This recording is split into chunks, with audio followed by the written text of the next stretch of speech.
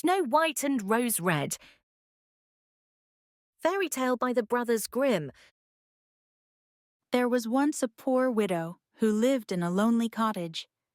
In front of the cottage was a garden, wherein stood 2 rose trees, one of which bore white and the other red roses.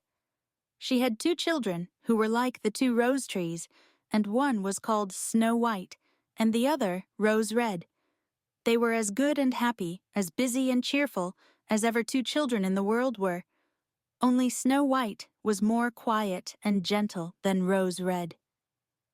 Rose Red liked better to run about in the meadows and fields, seeking flowers and catching butterflies. But Snow White sat at home with her mother and helped her with her housework, or read to her when there was nothing to do. The 2 children were so fond of one another that they always held each other by the hand when they went out together. And when Snow White said, "We will not leave each other," Rose Red answered, "Never so long as we live." and their mother would add, "What one has, she must share with the other." They often ran about the forest alone and gathered red berries, and no beasts did them any harm, but came close to them trustfully. The little hare would eat a cabbage leaf out of their hands. The roe grazed by their side. The stag leapt merrily by them, and the birds sat still upon the boughs and sang whatever they knew. No mishap overtook them. If they had stayed too late in the forest, and night came on, they laid themselves down near one another upon the moss, and slept until morning came, and their mother knew this, and did not worry on their account. Once, when they had spent the night in the wood, and the dawn had roused them, they saw a beautiful child in a shining white dress sitting near their bed. He got up, and looked quite kindly at them, but said nothing, and went into the forest. And when they looked round, they found that they had been sleeping quite close to a precipice, and would certainly have fallen into it in the darkness if they had gone only a few paces further. And their mother told them that it must have been the angel who watches over good children. Snow White and Rose Red kept their mother's little cottage so neat that it was a pleasure to look inside it. In the summer, Rose Red took care of the house, and every morning laid a wreath of flowers by her mother's bed before she awoke, in which was a rose from each tree. In the winter, Snow White lit the fire and hung the kettle on the hob. The kettle was of brass and shone like gold, so brightly was it polished. In the evening, when the snowflakes fell, the mother said, "Go, Snow White, and bolt the door." and then they sat round the hearth, and the mother took her spectacles and read aloud out of a large book, and the 2 girls listened as they sat and spun. And close by them lay a lamb upon the floor, and behind them upon a perch sat a white dove with its head hidden beneath its wings. One evening, as they were thus sitting comfortably together, someone knocked at the door as if he wished to be let in. The mother said, "Quick, Rose Red, open the door. It must be a traveler who is seeking shelter." Rose Red went and pushed back the bolt, thinking that it was a poor man, but it was not. It was a bear that stretched his broad black head within the door. Rose Red screamed and sprang back, the lamb bleated, the dove fluttered, and Snow White hid herself behind her mother's bed. But the bear began to speak and said, "Do not be afraid. I will do you no harm.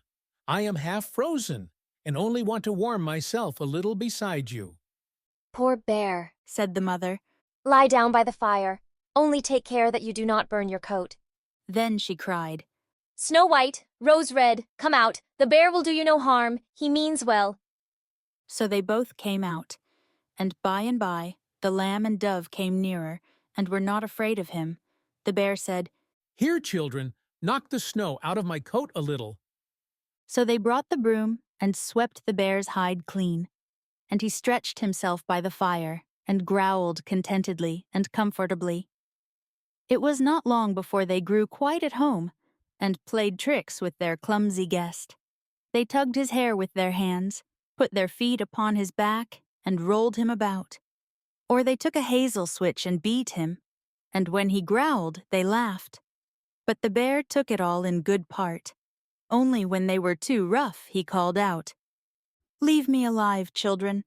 Snow White, Rose Red, will you beat your wooer dead?" When it was bedtime, and the others went to bed, the mother said to the bear, You can lie there by the hearth, and then you will be safe from the cold and the bad weather. As soon as day dawned, the two children let him out, and he trotted across the snow into the forest. Henceforth, the bear came every evening at the same time, laid himself down by the hearth, and let the children amuse themselves with him as much as they liked. And they got so used to him that the doors were never fastened until their black friend had arrived. When spring had come, and all outside was green, the bear said one morning to Snow White, Now I must go away, and cannot come back for the whole summer. Where are you going then, dear bear? asked Snow White. I must go into the forest and guard my treasures from the wicked dwarfs. In the winter, when the earth is frozen hard, they are obliged to stay below and cannot work their way through. But now, when the sun has thawed and warmed the earth, they break through it and come out to pry and steal. And what once gets into their hands and in their caves does not easily see daylight again. Snow White was quite sorry at his departure, and as she unbolted the door for him, and the bear was hurrying out, he caught against the bolt, and a piece of his hairy coat was torn off, and it seemed to Snow White as if she had seen gold shining through it, but she was not sure about it. The bear ran away quickly, and was soon out of sight behind the trees. A short time afterwards, the mother sent her children into the forest to get firewood. There they found a big tree which lay felled on the ground, and close by the trunk something was jumping backwards and forwards in the grass, but they could not make out what it was. When they came nearer, they saw a dwarf with an old withered face and a snow-white beard a yard long. The end of the beard was caught in a crevice of the tree, and the little fellow was jumping about like a dog tied to a rope, and did not know what to do. He glared at the girls with his fiery red eyes and cried, "Why do you stand there? Can you not come here and help me?" What are you up to, little man? asked Rose Red. "You stupid prying goose. Answered the dwarf. I was going to split the tree to get a little wood for cooking. The little bit of food that we people get is immediately burnt up with heavy logs. We do not swallow so much as you coarse, greedy folk. I had just driven the wedge safely in, and everything was going as I wished. But the cursed wedge was too smooth and suddenly sprang out, and the tree closed so quickly that I could not pull out my beautiful white beard. So now it is tight and I cannot get away, and the silly, sleek, milk-faced things laugh. Ugh, how odious you are." The children tried very hard, but they could not pull the beard out. It was caught too fast. I will run and fetch someone. Said Rose Red. "You senseless goose. Snarled the dwarf. Why should you fetch someone? You are already too many for me. Can you not think of something better?" Don't be impatient. Said Snow White, I will help you. and she pulled her scissors out of her pocket and cut off the end of the beard. As soon as the dwarf felt himself free, he laid hold of a bag which lay amongst the roots of the tree, and which was full of gold, and lifted it up, grumbling to himself, "Uncouth people, to cut off a piece of my fine beard. Bad luck to you." and then he swung the bag upon his back and went off without even once looking at the children. Some time afterwards, Snow White and Rose Red went to catch a dish of fish. As they came near the brook, they saw something like a large grasshopper jumping towards the water, as if it were going to leap in. They ran to it and found it was the dwarf. Where are you going? Said Rose Red. You surely don't want to go into the water? "I am not such a fool. Cried the dwarf. Don't you see that the accursed fish wants to pull me in?" The little man had been sitting there fishing, and unluckily the wind had tangled up his beard with the fishing line. A moment later, a big fish made a bite, and the feeble creature had not strength to pull it out. The fish kept the upper hand and pulled the dwarf towards him. He held on to all the reeds and rushes, but it was of little good, for he was forced to follow the movements of the fish, and was in urgent danger of being dragged into the water. The girls came just in time. They held him fast, and tried to free his beard from the line, but all in vain. Beard and line were entangled fast together. There was nothing to do but to bring out the scissors and cut the beard, whereby a small part of it was lost.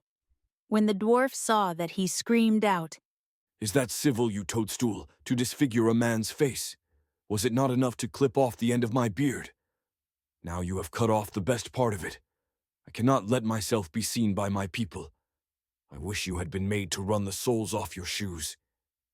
Then he took out a sack of pearls which lay in the rushes, and without another word he dragged it away and disappeared behind a stone. It happened that soon afterwards the mother sent the 2 children to the town to buy needles and thread and laces and ribbons. The road led them across a heath upon which huge pieces of rock lay strewn about. There they noticed a large bird hovering in the air, flying slowly round and round above them. It sank lower and lower, and at last settled near a rock not far away.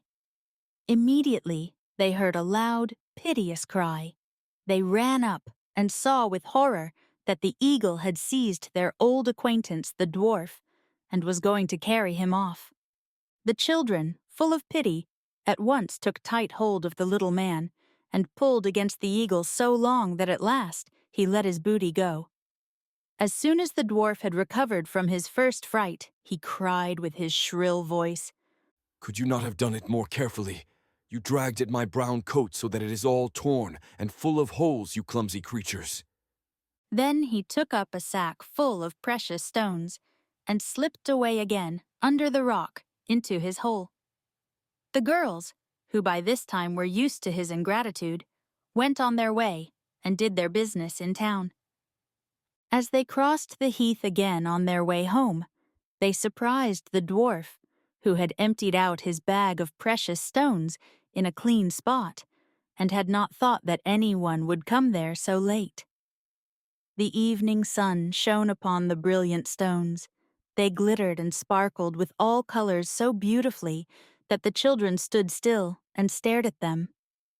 Why do you stand gaping there? Cried the dwarf, and his ashen-gray face became copper-red with rage. He was still cursing when a loud growling was heard, and a black bear came trotting towards them out of the forest. The dwarf sprang up in a fright, but he could not reach his cave, for the bear was already close. Then, in the dread of his heart, he cried, Dear Mr. Bear, spare me. I will give you all my treasures. Look, the beautiful jewels lying there. Grant me my life. What do you want with such a slender little fellow as I? You would not feel me between your teeth. Come, take these 2 wicked girls. They are tender morsels for you, fat as young quails. For mercy's sake, eat them.